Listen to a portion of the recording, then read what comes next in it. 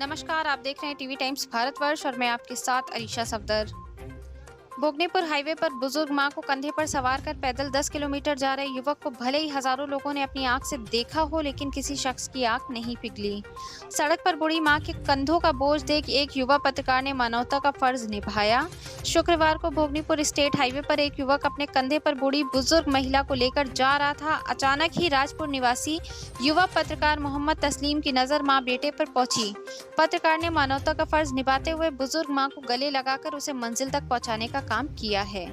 देवराहट थाना क्षेत्र के बरौली गांव निवासी राम अवतार पुत्र ठाकुर दीन ने बताया कि उसकी मां राजरानी को बुखार व दस्त लग रहे थे, जिसको दिखाने वह भोगनीपुर इरफान डॉक्टर के यहां आया था।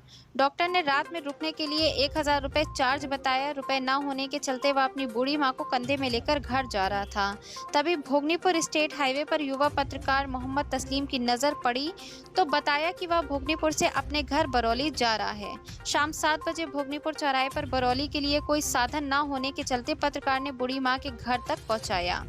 इससे पहले भी लॉकडाउन के समय 40 बंधुओं मजदूरों को खाना खिलाकर मदद की थी। युवा पत्रकार ने बताया कि हमारे गुरु श्री सोहन लाल कटियार ने कहा था, गरीबों की मदद करना, मानव धर्म की मदद करना ही सबसे बड़ा धर्म है। ऐसे लोगों की मदद करने से आत्मा को शांति मिलती है और हमारी भी कहती है, गरीबों की मदद करना सबसे बड़ा धर्म है। राम अवतार ने बताया कि उसकी शादी नहीं हुई है, वह विकलांग भी है। उससे छोटे 3 भाई अशोक, धनीराम, शिव कुमार अपना अपने परिवार लेकर अलग रहते हैं। बड़ा बेटा मां के साथ रहता है और उसकी देखभाल करता है। कानपुर देहात से TV times Bharatvarsh bureau report.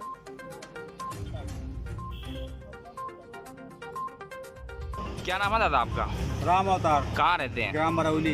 ये कौन किसको गोद लिए हैं? माता जी। कहाँ से कहाँ जा रहे हैं? भोगनीपुर से बरौली। इतना पैदल जा रहे हैं माता जी को?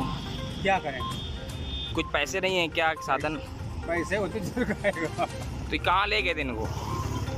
डॉक्टर गया। कहाँ पर? इरफान डॉक्टर साहब दिखाने के लिए ले गए थे। हाँ। तो पैदल जाएंगे बरौली तक? ओके। मोहम्मद तस्लीम है। मैं कानपुर देहात के कस्बा राजपुर में रहता हूँ। हमारे गुरु श्री सोहनलाल जी कटियार ने बताया था कि मानव धर्म की रक्षा करना ही सबसे बड़ा धर्म है और लगातार उनके निर्देशन पर मैंने जो चीज़ किया, अपने गुरु के बताए हुए रास्ते पर चले। और हमारी माँ भी कहती थी कि बेटा, गरीबों की मदद करना सबसे बड़ा धर्म है। तो अपने गुरु और माँ की इन संदेश को लेकर के, इन बातों को लेकर के मैंने उस पर काम किया और मैंने पत्रकारिता शुरू की। पत्रकारिता के हिसाब से मैंने अपनी कलम से जो हो सकता था, मैंने लोगों की मदद की जो हो सकता है। इसके साथ ही इससे पहले लॉकडाउन के समय 40 बंधुआ मजदूर की मुझे जानकारी हमारे साथी रिपोर्टर एक मोहित कश्यप जी हैं, उनके माध्यम से मुझे जानकारी मिली कि कुछ 40 बंधुआ मजदूर दिल्ली की तरफ से आ रहे थे। मैंने मदियापुर के एक होटल पर मैंने जानकारी की, वहाँ पर रुकवाया उनको। वो मालूम चला वो काफ़ी दिनों से भूखे थे। फिर मैंने उनके खाने के लिए इंतज़ाम किया और उन्हें कुछ बिस्किट वगैरह भी उन्हें बांटे। इसके बाद एक अपने साथी से हमीरपुर के लिए बोला, वहाँ पे सैयद उस्मान है न्यूज़ स्टेट से, उनके लिए बोला। सैयद उस्मान जी ने उनको खाने के लिए वहाँ व्यवस्था की। तो ऐसे काम करने से बहुत ही सुकून मिलता है। एक भोगनीपुर में शुक्रवार को अभी एक बरौली देवराहट थाना क्षेत्र के बरौली गांव से एक राम अवतार जी वृद्ध बूढ़ी माँ थी, उनको कंधे पर लेकर के जा रहे थे। तो मेरी जब निगाह पड़ी तो मैं नंगे पैर दौड़ता हुआ गया। मैंने रोका उनको कि आप किधर जा रहे हैं? तो उन्होंने बताया कि मेरी माँ जो है, उनको बुखार था और दस्त वगैरह आ रहे थे गर्मी के चलते।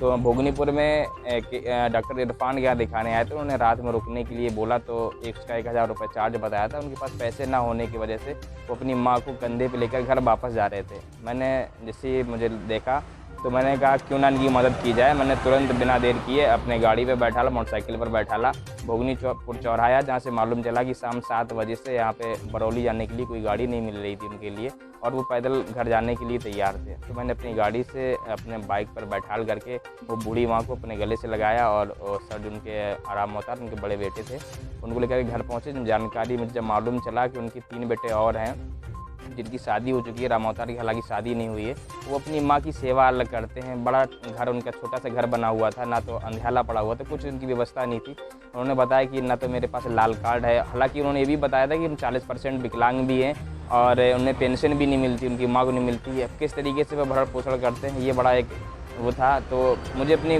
गुरु की और मेरी माँ की बात याद आई, तो जब से मैंने ये अपने आप में किया है कि ये कुछ भी हो जाए, गरीबों की मदद करना, ऐसे लोगों की मदद